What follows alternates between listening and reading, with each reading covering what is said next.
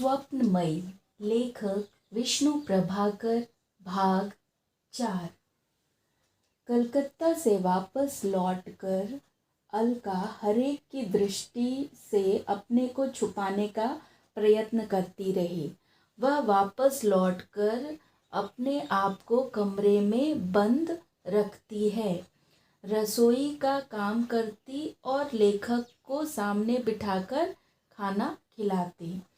एक पूर्णिमा की रात को वह लेखक को मजबूर करके अपने साथ ले गई और चंद्र ज्योत्सना मतलब चंद्र, चांद की ज्योति में उसने अपने संतान का नाम सोचा और उसका नामकरण दीप्ति कर दिया। जब वे वापस लौट रहे थे तो उन्हें रास्ते में रोने की आवाज़ सुनाई दी। वहाँ कोई नर कंकाल जैसा आदमी दिखाई दिया, जिसे देखकर लेखक वापस आने की बात कह रहे थे।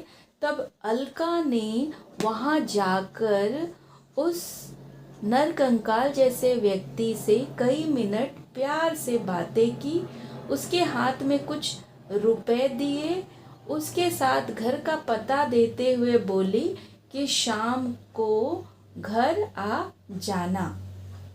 वह घर आकर सो गई और सुबह लेखक ने उसे चुपचाप कुर्सी पर बैठा हुआ पाया।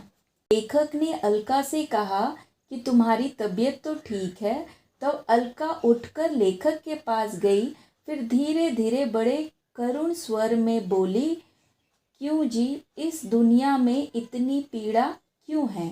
और तब लेखक ने हंसकर कहा, कुछ लोग ज़रूरत से ज़्यादा सुख से रहते हैं, इसलिए। इसके बाद लेखक कॉलेज चले गए और जब वह शाम को लौटे तो लेखक ने उस आदमी को अपने घर में पाया। उसका रंग कुछ पीला पड़ गया था, पर चेहरा सुंदर था। वह हंसते हुए बोला कि माँ उसे उठाकर न ले आती तो वह मर चुका होता। उसने बताया कि उसने ढाका यूनिवर्सिटी से बीए की डिग्री ली और फिर डिग्री को फाड़ दिया।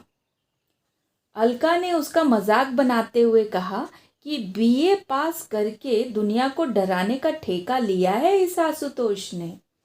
उस दिन के बाद वह कहीं गया नहीं, उसने कुछ मांगा भी नहीं, पर वह कहता रहा कि उसने वहाँ इतना पाया कि शायद 100 जन्म में भी लौटा नहीं पाएगा।